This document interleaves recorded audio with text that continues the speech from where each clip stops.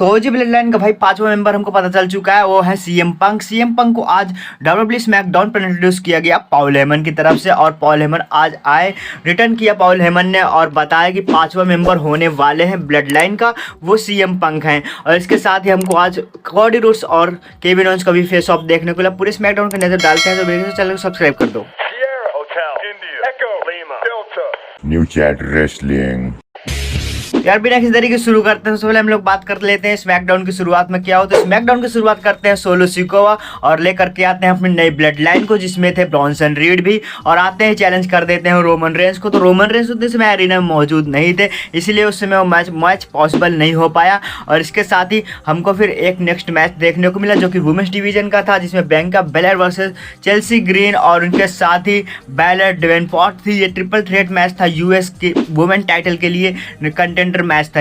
इसमें बहुत ही अच्छा मैच चल रहा था तीनों सुपरस्टार के बीच। अभी हमको पता चलता है जेड कारगिल के ऊपर बैक स्टेज अटैक हो चुका है, और तभी वहां पर बियांका बेलेयर उनको पूरा मैच वैच छोड़ करके चली जाती हैं जेड कारगिल को पूरी तरह से सेव करने और देखने क्या हुआ भाई। तो अभी यहाँ पर मैच की पूरी तरह से बढ़त बना लेते हैं चेल्सी ग्रीन, और चेल्सी ग्रीन इस मैच में इतनी बड़े बढ़त बनाने के साथ ही इस मैच में कर लेती हैं पूरी तरह से जीत हासिल। तो यार पहला मैच जीत चुकी थी चेल्सी ग्रीन और यूएस टाइटल के लिए। और फिर अगला मैच हमको देखने को मिलता है LA night versus Santos Escobar. ये टाइटल मैच था जिसमें एलए नाइट ने भाई फिर से एक बार चैलेंज दिया था, जिसको सैंटोस एस्कोबार ने एक्सेप्ट किया, और आते हुए मैच में फाइट चालू होगा। और इसके साथ अगर हम लोग बात करें सैंटोस एस्कोबार अगर इसके बाद जीत चुके थे यार यहाँ पर एलए नाइट, और फिर हमको वहां पर दिखे भाई कौन, शिंसुके नाकामुरा एक बार फिर से एलए नाइट के सामने आ चुके हैं। एलए नाइट अब भाई क्या करना चाहते थे ये तो भाई पता नहीं, क्योंकि एलए नाइट और सैंटोस एस्कोबार के मैच तो खत्म हो ही चुका था। वहां पर हमको फिर देखने को मिल रहे थे वो शिंसुके नाकामुरा और सैंटोस एस्कोबार की कहानी खत्म होने के बाद वहां पर आते हैं रिंग में और वहां पर सीधा अटैक कर देते हैं एलए नाइट के ऊपर। पढ़ते हैं अगले सेगमेंट को, तो वो फेस ऑफ होना था Cardi roads versus Kevin Owens का। कॉडी रोड्स केविन ओवेंस से कहते हैं भाई रिंग में आओ, हम लोगों का फेस ऑफ के लिए यहाँ पर बुलाया गया है। तो फिर वहां पर केविन ओवेंस कहते हैं कि मैं ऐसे ही किसी कहने पर नहीं आ सकता और सब चीज़ तुम्हारे हिसाब से नहीं चलने वाली, और ऐसा कुछ कहने के बाद वो कॉडी रोड्स अटैक करना चाहते थे भाई केविन ओवेंस के ऊपर, तभी सिक्योरिटी गार्ड आकर के उनको रोक लेते हैं। कुछ हमको ऐसा सेगमेंट में देखने को मिला आज केविन कॉडी रोड्स के बारे में। और इसके साथ बढ़ते हैं अगले मैच की तरफ। यह हुआ भाई एक टैग टीम मैच, और इस टैग टीम की मैच की बात करें तो बेली एंड नाओमी के सामने थी टिफनी स्ट्रैटन एंड कैंडिस लेरे। ये टैग टीम मैच बहुत ही बेहतर था, क्योंकि इसमें नाया जैक्स का इंटरफेयर हमको देखने को मिला, जिसकी वजह से हमको इस पूरे मैच में भाई पूरी तरह से बहुत ज़्यादा मज़ेदार मैच था।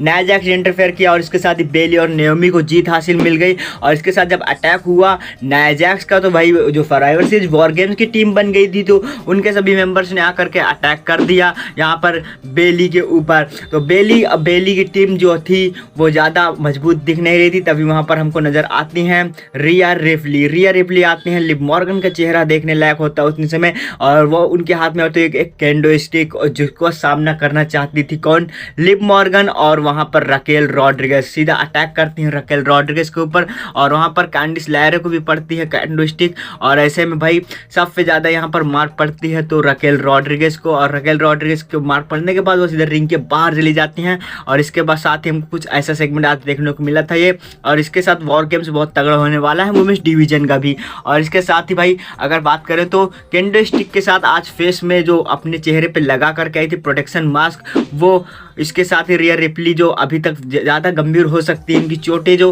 हो सकती हैं किसमें, वॉर गेम्स में। यार अगर मैच की बात करें तो टमाफो चैंपा के सामने थे स्ट्रीट प्रॉफिट्स के मॉन्टेसफोर्ड, और ये मैच भाई ज़्यादा देर तक टिका नहीं और चला भी नहीं, क्योंकि इसमें स्ट्रीट प्रॉफिट्स की जीत हो चुकी थी। और इस जीत होने के बाद भाई बौखला गए थे वहाँ पर टमाफो चैंपा, भाई बातें कर रहे थे वहाँ पर मॉन्टेसफोर्ड के खिलाफ, और ऐसे में कुछ अटैक भी हुए वहाँ पर देखने को मिला, और बहुत से लोग भी आ गए थे यार रिंग में उनको अलग करने के लिए, और कुछ ऐसे सेगमेंट हमको देखने को मिला, और कुछ खास तो था नहीं। इसके बाद हम लोग बढ़ जाते हैं भाई अगले सेगमेंट की तरफ, जो कि था मेन इवेंट में हमको ओजी ब्लड लाइन और न्यू ब्लड लाइन का भाई फेस ऑफ एक बार फिर सामने देखने को मिला। और वहाँ पर जैसे ही रोमन रेंस अपनी ब्लड लाइन को लेकर के अंदर जाते हैं और अटैक करना चाहते हैं उस पर, तभी तो रोमन रेंस के सामने सोलो सिकोवा कहते हैं। फिर वहाँ पर हमको सबको देखने को मिलते हैं भाई पॉल हेमन। जैसे ही रोमन रेंस बोलना चाहते थे माइक में, कुछ वैसे ही पीछे से आवाज़ आती है लेडीज एंड जेंटलमैन।